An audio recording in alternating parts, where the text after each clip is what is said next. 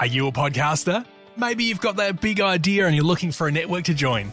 The multi-award-winning Ozcast Network can get your content to eyes and ears all over the world. Join now for the first month free, and you could be featuring this sound at the beginning of your podcast. Ozcast. Simply head to ozcastnetwork.com for details. Ozcast.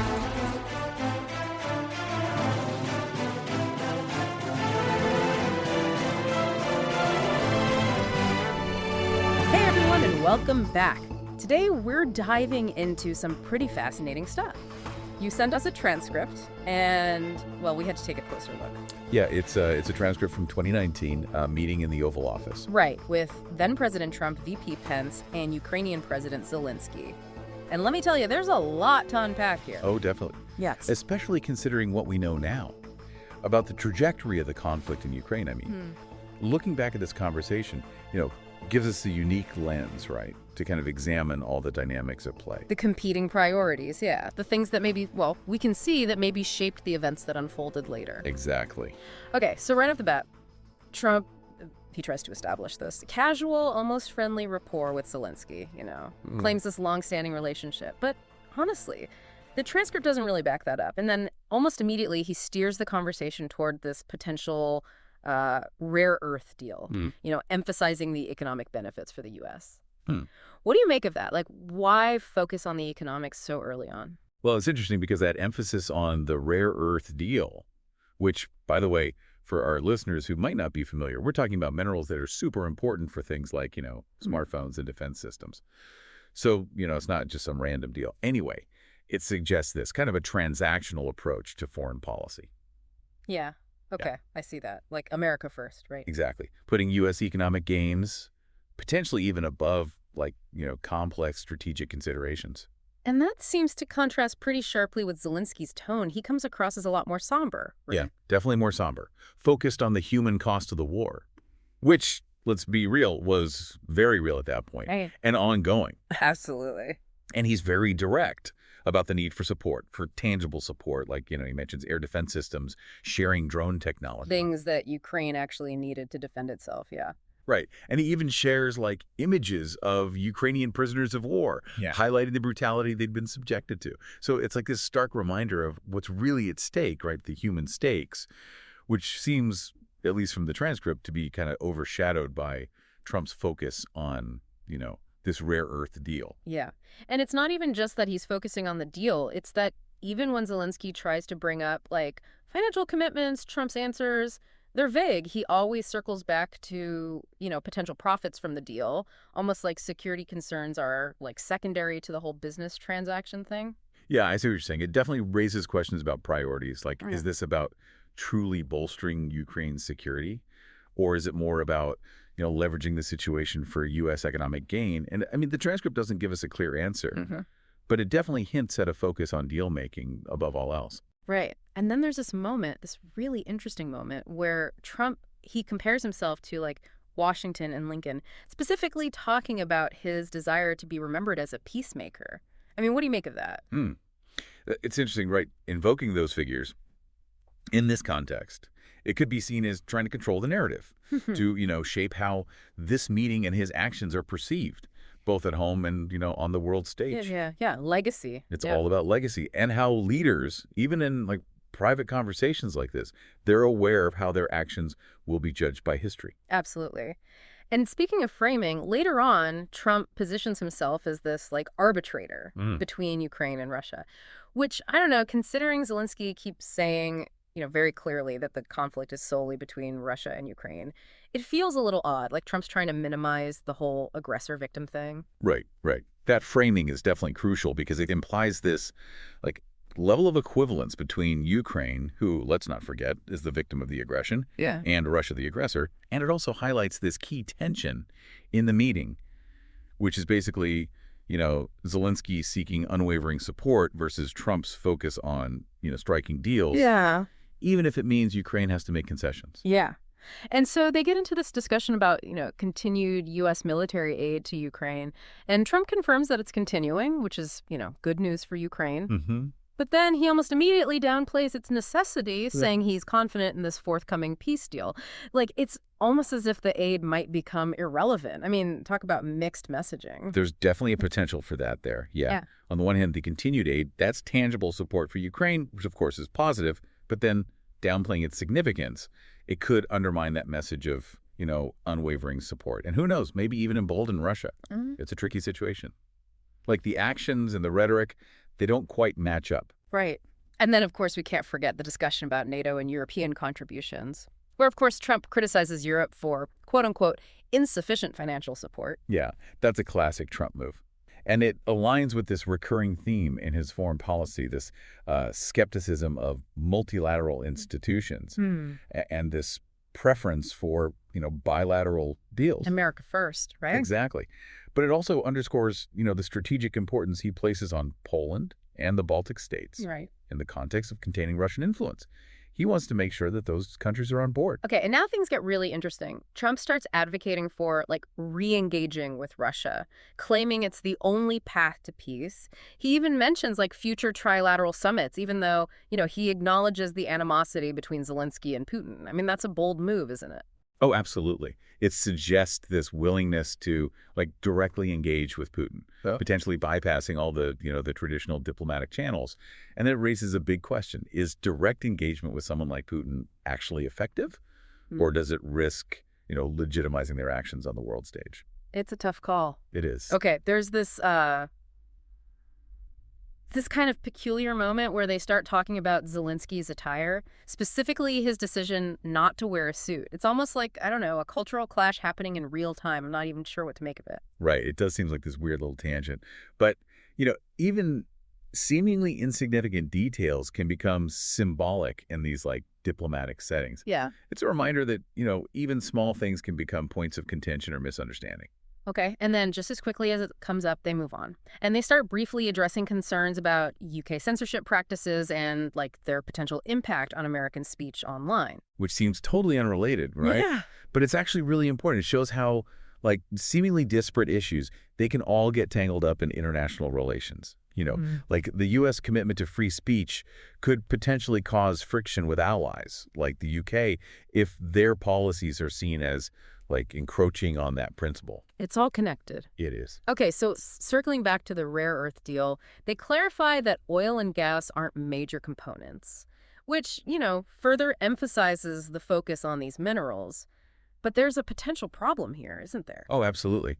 They mentioned that a lot of these strategically important minerals, they're located in contested areas of eastern Ukraine. So how do you even get to them? Exactly. It raises all these practical questions about, how they'd be extracted, how they'd be protected. There's this lack of clarity on these crucial details. And honestly, it could easily escalate into future conflict. And speaking of conflict, Zelenskyy expresses this, deep skepticism about Putin's sincerity in, actually seeking peace. He talks about past broken agreements, pointing to this pattern of Russian deception, which, it's understandable, right? Totally understandable.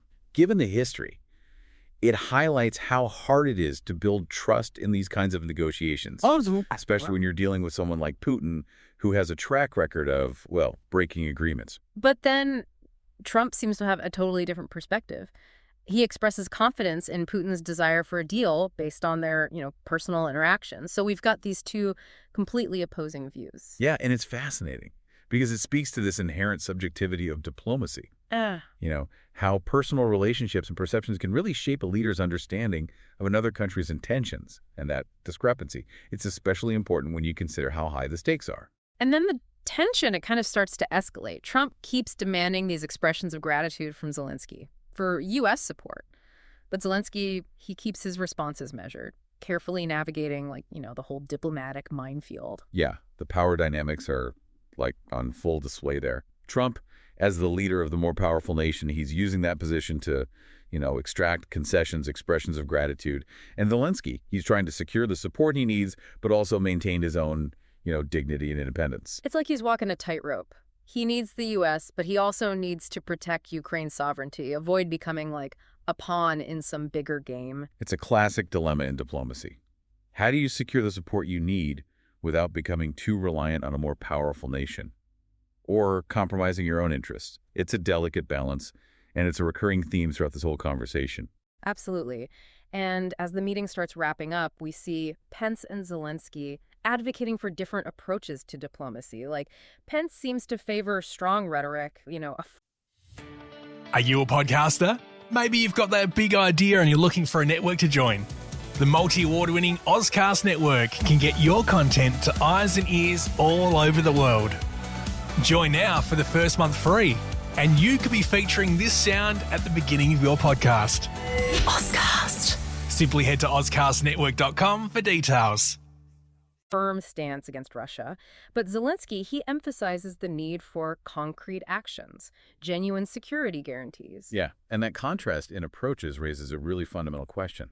What's the most effective way to achieve peace and stability in this kind of complex geopolitical environment? Is it strong words, decisive action, or some delicate combination of both?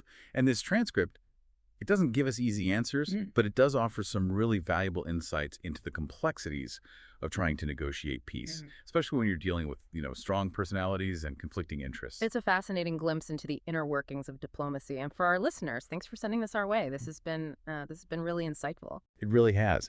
And for me, one of the biggest takeaways is how this meeting really exposes that tension between cooperation and self-interest, right? Particularly, we get a smaller nation dealing with a much larger, more powerful one. Yeah, that constant negotiation. Yeah. Between seeking support and, at the same time, maintaining your own sovereignty. Exactly. And it's a dance that Zelenskyy is clearly trying to master in this conversation. He needs the U.S., but he also needs to protect Ukraine's autonomy, avoid becoming, a pawn in a larger geopolitical game. It's a tough position to be in, for sure. Yeah, it's a dance a lot of leaders have to learn. Sadly, yeah. And this whole meeting, it's almost like a microcosm, right, of all these larger forces that were already kind of in motion. And then, well, they eventually shaped the events of 2022 when things really escalated. I mean, we're talking about military aid, security guarantees, NATO's role, the whole question of how to deal with Putin.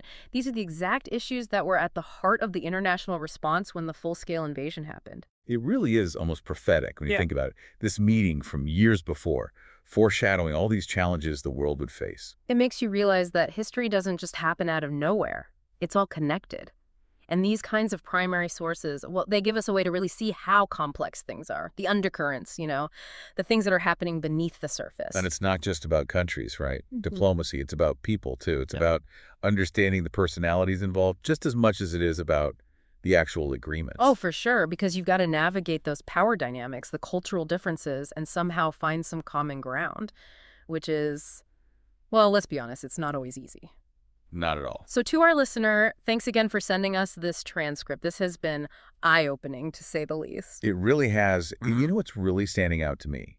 It's this tension between cooperation and self-interest, especially when you have a situation like this. A smaller country dealing with a much bigger, more powerful one. It's that constant push and pull, isn't it? Needing support, but also needing to hold on to your own sovereignty. Yeah, and Zelenskyy, he's trying to walk that line. He needs the U.S., but he also needs to protect Ukraine's independence, right? He can't let them become a pawn in someone else's game. This meeting was such a turning point, wasn't it? It reveals so much about the position Ukraine was in. Even before the full-scale invasion, all the pressures, all the balancing acts they had to manage. And the choices made in these kinds of closed-door meetings, the words that are said, the deals, the relationships, they can have consequences that reach way beyond that room. It makes you wonder what would have happened if things had gone differently in this meeting. Different decisions, different priorities. Could the outcome have been different? It's a question we'll probably be asking ourselves for a long time. It really highlights how important these conversations are, and not just what's said, but how it's said, right? The tone, the body language, all of it. For sure. And sometimes those little details, like we talked about with Zelenskyy's clothes, they can take on a whole new meaning in situations like this, because nothing is truly insignificant when it comes to diplomacy. It's all part of the bigger picture. Well, I think we've done a pretty good job unpacking this meeting. We've looked at the motivations, the tensions, the potential outcomes. And how this conversation, even though it happened years before the invasion, it kind of foreshadowed so many of the challenges that came later. It really shows that we can learn a lot from the past, even if it's a past we didn't live through ourselves. And that's one of the great things about history, right? You can always learn something new. Exactly. Okay, so before we move on, I have to ask, What's the thing that stands out to you the most from this meeting? What really stuck with you? For me, it's how fragile peace really is. This meeting, it shows just how much effort goes into keeping the peace. The dialogue, the understanding, the willingness to see things from different perspectives. But it also shows how easily that peace can be broken. By competing interests, by power imbalances, by, just human nature. That's such an important point. And it leaves us with a pretty big question, doesn't it? This meeting, with all its complexities, what does it tell us about how hard it is to negotiate peace? What can we learn from it about balancing national interests with, trying to keep the world stable? Yeah, it's a lot to think about. This has been such a fascinating journey through this, pivotal moment in history. It's amazing what you can learn from just one conversation, even if it happened behind closed doors. It really shows you the power of primary sources. Hearing their voices, the way they're talking, those moments of tension. It's like you get a glimpse into what diplomacy is really like. The personalities, the pressures, it's all right there. It humanizes it, right? Yeah, exactly. And in this case, it feels like we're seeing something that, it almost predicts what was going to happen. The conflict, the challenges, even the personalities involved. It's all there in that Oval Office. It makes you wonder, what if things had gone differently in that meeting? Different approaches, different priorities, would it have changed anything?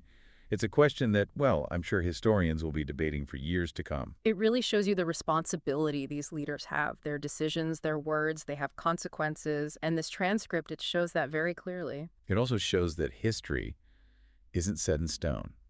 It's always changing. Yeah. Based on the choices people make, the forces at play, the compromises they make. It's a constantly evolving story. Before we go, was there anything about this meeting that surprised you? Anything that, changed your view or gave you a new perspective? You know what surprised me the most? It was how different their communication styles were. Trump, he was so blunt, focused on those immediate gains, those transactions. And then Zelenskyy, he was much more nuanced, diplomatic. He was looking for long-term security for his country. It just shows how hard it can be to find common ground when people communicate so differently. It's almost like they're speaking different languages, even though they're both speaking English, which I guess is kind of a metaphor for diplomacy in general, isn't it? It is, because diplomacy is more than just words.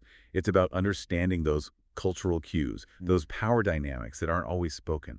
It's about finding ways to trust each other, even when you disagree on things. Well, I think we've covered a lot today. We looked at the dynamics of this meeting, the different motivations, the tension, and what it all might mean. And we saw how even a simple conversation can teach us so much about how the world works. History is happening all around us, sometimes in the most unexpected places. And I think it reminds us to think critically, to question what we think we know, and to look at things from different perspectives, especially when it comes to something as complex as international relations. Exactly. It also shows how important it is to look at primary sources. Those original documents, recordings, they can really help us understand what shapes our world. So to our listener, thank you for sending this to us. It was a pleasure to explore this with you, and hopefully we offered some new insights along the way. It was a privilege to be a part of this. And to our listener, keep asking those questions, keep digging into those primary sources, and keep engaging with the world around you. We'll catch you on the next deep dive. Until then, stay curious.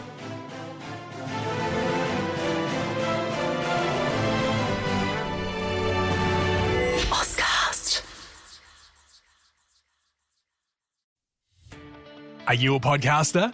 Maybe you've got that big idea and you're looking for a network to join. The multi-award-winning Ozcast network can get your content to eyes and ears all over the world. Join now for the first month free, and you could be featuring this sound at the beginning of your podcast. Ozcast. Simply head to ozcastnetwork.com for details.